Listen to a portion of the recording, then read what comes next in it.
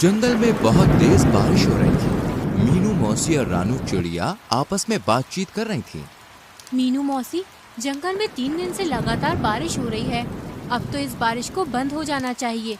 तुम सही कह रही हो रानू, लगातार हो रही बारिश से सभी बहुत ज्यादा परेशान हैं और चिंतित भी। मैं जरा जंगल का एक चक्कर लगा कर आती हूँ। इतना बोलकर रानू चिड़िया बारिश के बीच उड़ने लगी। रानू चिड़िया उड़ते हुए कुछ ही दूर गई थी कि तभी उसकी नजर एक बकरी के बच्चे पर पड़ी, जो कि बारिश में भीगता हुआ कांप रहा था। अरे, ये बकरी का बच्चा तो ठंड में कांप रहा है। लगता है ये अपने घर का रास्ता भूल गया है। रानू चिड़िया ने इतना कहा ही था कि तभी रानू चिड़िया की नजर उस बकरी के बच्चे से थोड़ी दूर खड़े हुए एक पेड़ के पास एक भेड़िए पर पड़ी। ये भेड़िया तो हमारे जंगल का मालूम नहीं होता, ये तो किसी दूसरे जंगल का लगता है। रानू चिड़िया उड़ते हुए भेड़िए के पास पहुंच गई। कौन हो तुम? मैं अपने जंगल के सभी प्राणियों को जानती हूँ। तुम तो इस जंगल के नहीं लगते। तुम सही कह रही हो, मैं इस जंगल का नहीं हूँ। मैं इस जंगल से गुजर रहा था कि तभी बारिश शुरू हो गई। बारिश से बचने के लिए मैं इस जंगल में रुक गया। जब बारिश बंद हो जाएगी तो मैं चला जाऊंगा। ठीक है। इतना बोलकर रानू चिड़िया उस बकरी के बच्चे के पास जाकर बोली, तुम यहाँ पर क्या कर रहे हो? तुम्हारी माँ कहाँ है और तुम्हारा नाम क्या है? मेरा नाम गोलू है। मैं बारिश में खेल रहा था, मगर खेलते खेलते बहुत दूर निकल आया और घर का रास्ता भूल गया। इतना बोलकर गोलू रोने लगा। तुम चिंता मत करो, मैं तुम्हें तुम्हारे घर ले जाऊंगी। मेरी माँ मना कर रही थी, लेकिन मैंने उनकी बात नहीं मानी। तुम्हें अपनी माँ की बात माननी चाहिए थी। चलो मेरे साथ। रानू चिड़िया गोलू को लेकर कुछ ही दूर चली थी कि तभी गोलू की माँ गोलू को ढूंढते हुए वहाँ पर आ गई। तुम कहाँ चले गए थे गोलू? तुम्हें पता है मैं कितनी परेशान हो गई थी। अपनी माँ को देखकर गोलू खुश होते हुए बोला, मैं आपकी अब हमेशा बात मानूंगा माँ। रानू चिड़िया गोलू की ओर देखकर बोली, अब तुम अपनी माँ के साथ घर चले जाओ और जब तक बारिश बंद नहीं हो जाती तब तक बाहर खेलने मत आना। गोलू अपनी माँ के साथ चला गया और रानू चिड़िया उड़ते हुए मीनू मौसी के पास जाकर सारी घटना बताने लगी। रानू चिड़िया की बात सुनकर मीनू मौसी बहुत गहरी सोच में डूब गई। मीनू मौसी, आप इतनी गहरी सोच में क्यों डूब गईं?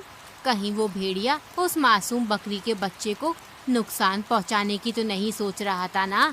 अरे नहीं मीनू मौसी, वो भेड़िया तो खुद डरा सहमा पेड़ के नीचे खड़ा हुआ था। बारिश बंद होने के बाद वो चला जाएगा। अगले दिन बारिश थम गई। रानू चिड़िया धूप का आनंद ले रही थी कि तभी मोनू चिड़िया वहाँ पर आकर रानू चिड़िया से बोली, अरे रानू, तुम यहाँ आकर बैठ गई हो और वहाँ पर बेचारी एक बकरी फूट फूट कर रो रही है। कौन सी बकरी फूट फूट कर रो रही है? मुझे नहीं पता। वह बेचारी अपने बच्चे को ढूंढती फिर रही है। उसका कहना है कि उसका बच्चा कल रात से घर से लापता है। चलो मेरे साथ। रानू चिड़िया मोनू चिड़िया के साथ तुरंत वहाँ पर चली गई। उसने देखा वह बकरी गोलू की माँ थी। रानू चिड़िया उसके पास जाकर बोली, क्या हुआ? तुम रो क्यों रही हो? कल मैं अपने गोलू को घर पर ले गई थी। सुबह जब मेरी आँख खुली तो वो घर से गायब था। मैंने पूरा जंगल छान मारा मगर वो कहीं नहीं मिला। तुम घबराओ मत, मैं अभी उसे तलाश करती हूँ। रानू चिड़िया गोलू को ढूंढने लगी। तभी उसकी नजर एक पेड़ के नीचे उसी भेड़िए पर जा पड़ी, जो कि आराम से लेटा हुआ था। रानू चिड़िया उस भेड़िए के पास जाकर बोली, क्या तुमने एक बकरी के बच्चे को कहीं देखा है? वही बकरी का बच्चा जो कल बारिश में भीग रहा था। मैंने किसी बकरी के बच्चे को नहीं देखा। वैसे तो तुम कह रहे थे कि बारिश होने के बाद तुम यहाँ से चले जाओगे। हाँ हाँ, चला जाऊंगा। तुम तो ऐसे बोल रही हो जैसे कि इस जंगल की राजा हो और यहाँ पर तुम्हारा ही अधिकार चलता है। अरे मेरी जब मर्जी होगी मैं यहाँ से चला जाऊंगा। रानू चिड़िया अपने मन ही मन में बोली, मुझे तो इस भेड़िए पर शक हो रहा है। मुझे जंगल के राजा शेर से इसकी शिकायत करनी होगी। रानू चिड़िया जंगल के राजा शेर के पास चली गई और सारी घटना बताती हुई बोली, मुझे उस भेड़िए पर शक हो रहा है। तभी शेर क्रोधित होकर रानू चिड़िया से बोला, इसका मतलब वो भेड़िया सही बोल रहा था। तुम हमेशा जंगल के प्राणियों के खिलाफ मेरे कान भरती रहती हो। ये आपको क्या हो गया महाराज? तभी रानू चिड़िया ने देखा वो भेड़िया गुफा के दूसरे हिस्से से निकलकर गोलू के साथ वहां पर आकर शेर के सामने खड़ा हो गया है। रानू चिड़िया हैरत से इस दृश्य को देखने लगी। महाराज, जब मुझे पता चला कि ये बकरी का बच्चा कल से गायब है तो मैं जंगल में उसकी तलाश के लिए निकल गया, मगर मैं जानता था कि ये रानू चिड़िया मेरे खिलाफ आपके कान जरूर भरने आएगी, इसलिए मैंने आपको पहले ही सब कुछ बता दिया था। महाराज, इस रानू चिड़िया के कारण ही दूसरे जंगल का कोई भी प्राणी आपके जंगल में नहीं आता। शेर रानू चिड़िया की ओर देखकर बोला, और तुम कह रही थी कि इस भेड़िए ने बेचारी बकरी के बच्चे को मार डाला, मगर ये तुम्हारे आने से पहले ही इसे यहाँ सही सलामत ले आया। तुम्हें अब सजा मिलेगी, तुम्हें जेल में डाल दिया जाएगा। इतना बोलकर शेर ने अपने सिपाहियों को आदेश दे दिया और रानू चिड़िया को एक पिंजरे में बंद कर दिया। शेर भेड़िए की ओर देखकर बोला, तुम्हारी जब तक मर्जी हो तुम यहाँ पर रह सकते हो। भेड़िया खुश होकर वहां से चला गया। इधर मोनू चिड़िया इस सारे दृश्य को देख रही थी। वह तुरंत मीनू मौसी के पास पहुंच गई और सारी घटना बताते हुए बोली, कुछ कीजिए मीनू मौसी, जंगल के राजा शेर ने रानू चिड़िया को बंदी बना लिया है। मीनू मौसी गहरी सोच में डूबते हुए बोली, जब रानू चिड़िया ने मुझे बताया था कि वो भेड़िया एक पेड़ के नीचे खड़ा हुआ उस बकरी के बच्चे को देख रहा था, मुझे तभी कुछ न कुछ गड़बड़ लग रही थी। जो भी हो, लेकिन आप कुछ भी करके रानू चिड़िया को उस पिंजरे से बाहर निकालिए।